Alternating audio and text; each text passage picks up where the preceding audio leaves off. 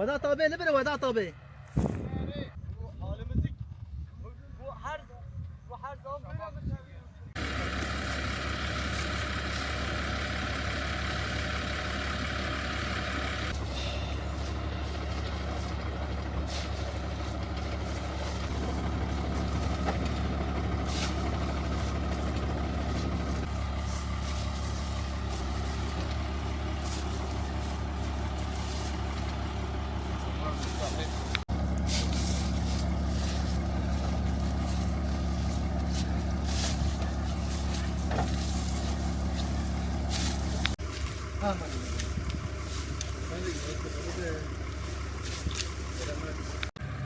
Bu şu da zaten abi. Adam söyleyeceğim dergi adım. Dedi ki.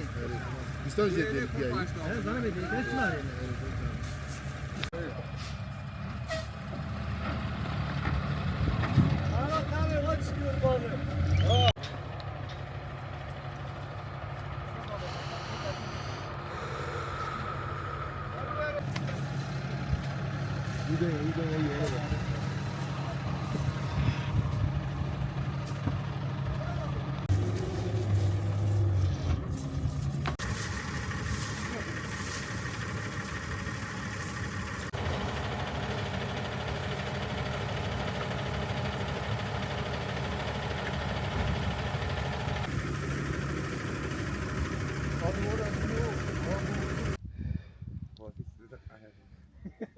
Her yüklemiş ki havale yapar. Severim pek kamera fotoğrafı vermeyi.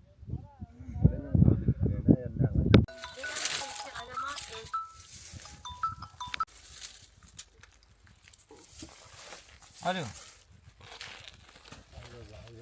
Diyarbakır'a karpuz işçisi olarak gelmişiz Hasan Çavuş'la birlikte. Çalışıyoruz abi. Daha görünen kısmı, bunun görülmeyen kısmı da var. Böyle her yer kan ter içinde kalıyor. Hava sıcak abi, o yüzden normal yani insan terliyor da. Karpuz da ağır olduğu için o şekilde abi. Abi biz gece 3'ten sabah 5'e kadar değişiyor yani. Gece 3'te geliyoruz, 4'te geliyoruz, 5'te geliyoruz. Allah ne verdiyse akşam saat 8, 9 bazen onu bulduğumuz da oluyor. Vallahi o şekilde. Abi biz kavala usulü çalışıyoruz. İşte önce kırmımızı yapıyoruz güzel bir şekilde. Ondan sonra kamyonlarımız, tırlarımız geliyor sırada. Sırayla kamyon tırlarımızı sokuyoruz. Kamyon başı, tır başı yemeği alıyoruz. 12 haftadır buradayız. 2 haftadır Diyarbakır'dayız. Daha bir 5-6 günümüz daha da var Diyarbakır'da. Güneşin sıcaklığı abi. Karpuz artık fayda etmiyor bize. Alışmışız şimdi ufaktan beri içinde olduğumuz için. O şekilde alışmışız yani karpuza. Abi zorluğa zordur. Ha, mecburuz. Gel burada çalışmaya misal bu tarım işini yapmak zorundayız. Atalarımızdan kalmak gibi bir şey diyelim. Büyüklerimizden öğreniyoruz bu işi. Mecbur da yapıyoruz hepimiz. Şanlıurfa Suruç'tan abi. Kaç gündür burada? Abi 2 aydır çıkmışız doğru düzgün evimize. Bir 4-5 gün bile doğru düzgün kalmadık yani. 2 aydan beri full karpuz yüklenmesi yapıyoruz, çalışıyoruz abi.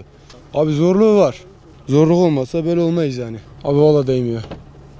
Bir şey, yani kazandığımızdan bir şey daha iş bitmemiş, para bitti. Ben bunu sana samimi bir şekilde söylüyorum abi. Evet. Var abi ya.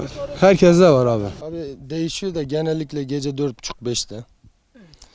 Gece 8-7. Gününe göre değişiyor. Zor oluyor mu abi? Tabii zor. Tarım işçiliği kolay değil bu güneşin altında, bu sıcağın altında. Bu uğraşması zor, ekmek davası koşturuyoruz. Ya zaten bitmeye yakın bir haftası falan kaldı da.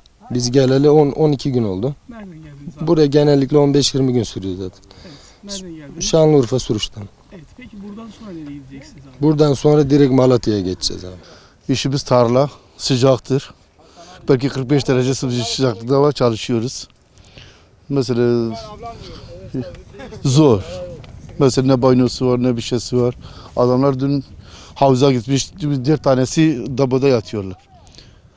Vallahi hastadır. Soğuk almışlar. Evet, soğuk almış, sıcakta, sürekli sıcakta durduğu için şimdi banyo yapsa bile onların şey oluyor. Bir sefer, iki günde bir sefer götürüyoruz.